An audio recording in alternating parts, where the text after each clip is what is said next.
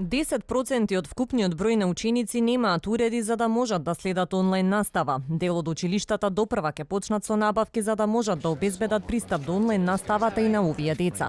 Едно од тие училишта е основното Аврам Писевски во Бардовци, каде што директорката вели дека дел од учениците немаат пристап до интернет, што представува проблем за стартот на онлайн наставата. На 1 октомври како училиште ќе се сретнеме со уште еден предизвик, а тоа е каде што имаме деца од ранлива категорија, од социјално ранлива категорија, и тука доколку родителите од 4 до 9 оделение се определат да одат со онлайн и имаме потешкоти во таа насока, ќе одиме со делот на печатени материјали за да можеме да ги доставиме до родителите и комуникацијата да биде безпрекорна. Министерката за образование вели дека се надева дека до почетокот на второто полугодие проблемот ќе се реши, а учениците ќе добијат уреди за онлайн настава.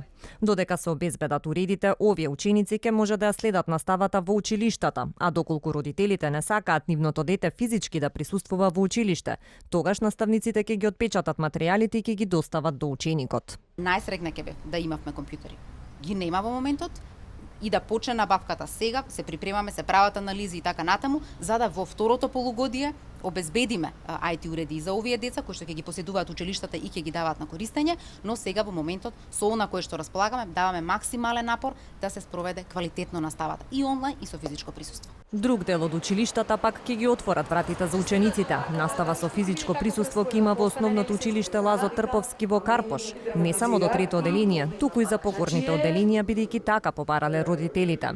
Директорката вели дека училиштето има услови за да ги спроведе здравствените протоколи за заштита од COVID-19. Моето училиште е средно големо училиште, значи има 470 ученици и наставата е одлучено да се одвива со физичко присуство. Тоа е барање на најголемиот дел од родителите. Задолжително е до трето оделение ќе биде организирано со физичко присуство, но и останатите оделенија од 4 до 9 оделение со сегашните просторни можности организираме исто настава со физичко присуство.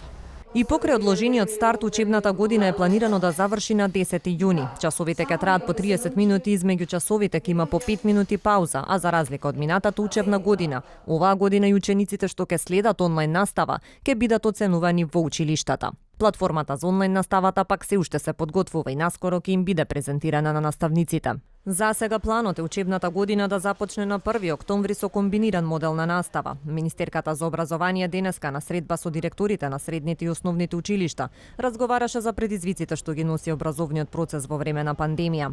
Царовска очекува успешен старт на новата учебна година, но порача дека наставата е динамичен процес и како ќе се постапува во текот на училишната година, дали ќе се продолжи според усвоениот план или пак можеби ќе треба некои работи да се менуваат, ќе зависи од состојбата со коронавирусот, како и од насоките од Комисијата за заштита од заразни болести.